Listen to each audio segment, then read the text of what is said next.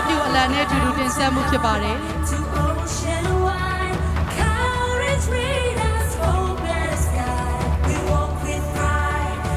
ဆက်လက်မြင်တွေ့ရတာကတော့လာအိုနိုင်ငံကိုစားပြုမသားမမီးတင်ဆက်တာဖြစ်ပါတယ်ရှင်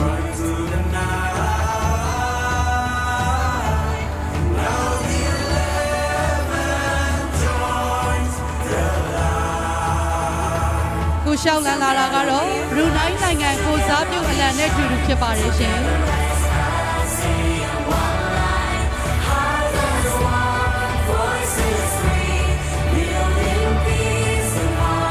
ဆက်လက်မြင်တွေ့ရတာကတော့ဒီနေ့ရဲ့အာဆီယံထဲမှာပါဝင်လာတဲ့တီမောလက်နိုင်ငံကိုစားပြုအလံပဲဖြစ်ပါတယ်ရှင်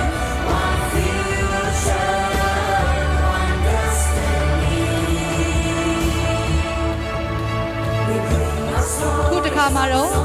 ကမ္ဘောဒီးယားနိုင်ငံကိုစားပြုအလံနဲ့အတူတူဖြစ်ပါတယ်ရှင်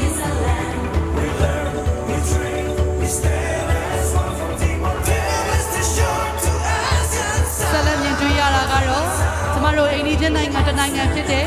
ထိုင်းနိုင်ငံကိုစားပြုအလံနဲ့အတူတူဖြစ်ပါတယ်ရှင်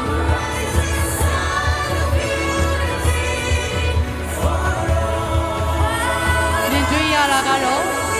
စင်ကာပူနိုင်ငံကိုစားပြုအလံဖြစ်ပါတယ်ရှင်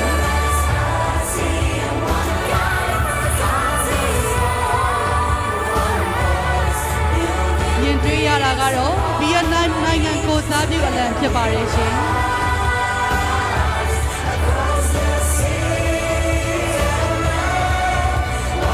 ခုတစ်ခါစင်မြေပေါ်မှာမြင်တွေ့ရတာကတော့မလေးရှားနိုင်ငံကိုစားပြုအလံဖြစ်ပါတယ်ရှင်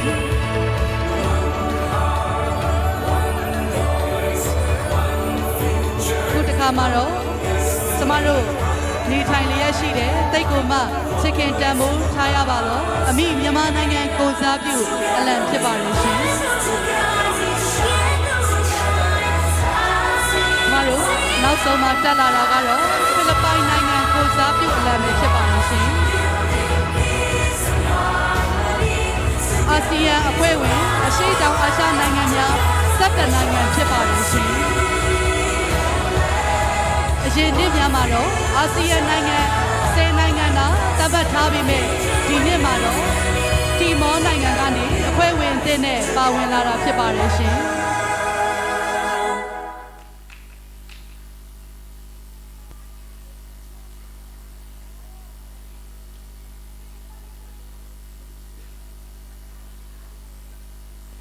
ကျမတို့အာဆီယံရဲ့ဆောင်ပုဒ်ကတော့One vision, one identity, one community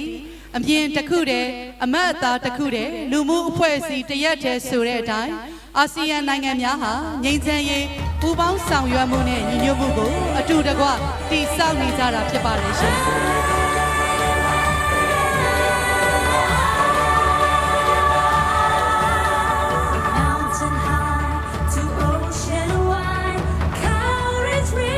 အာဆီယံကတော့ Association of Southeast Asia Nations လို့အဓိပ္ပာယ်ရပါတယ်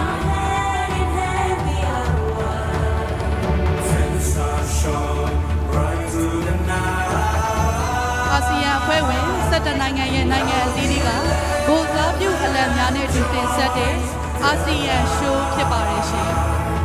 Together we rise, together we shine, together as ASEAN one line, heart as one, voices free, building peace and harmony. Together we rise across the sea and land, one future, one destiny. We bring our soul.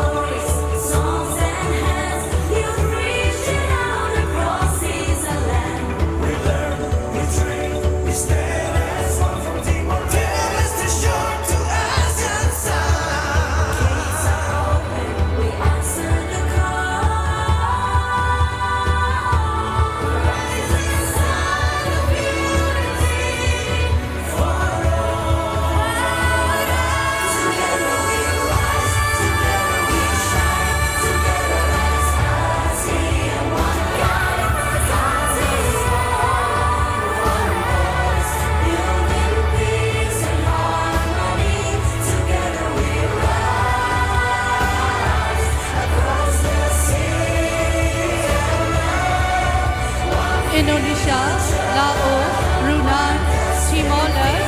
ကမ္ဘောဒီးယားထိုင်းလန်စင်ကာပူဗီယက်နမ်မလေးရှားမြန်မာနဲ့ဖိလစ်ပင်းတို့ပါဝင်ဖွဲ့စည်းထားတဲ့အာဆီယံအဖွဲ့ဝင်နိုင်ငံ17နိုင်ငံဖြစ်ပါတယ်ရှင်